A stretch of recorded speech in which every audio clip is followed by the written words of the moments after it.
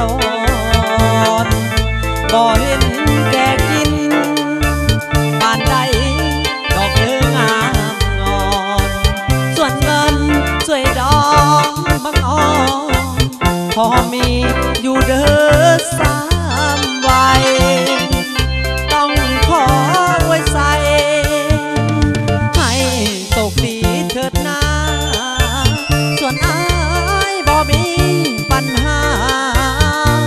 เอาแล้วก็แล้วไป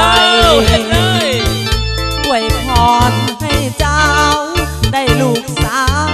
ก่อนได้ลูกชายลูกสาวเลี้ยงใหญ่ไว้สิไปขอเป็นเคยนารอบที่ 2ต่อ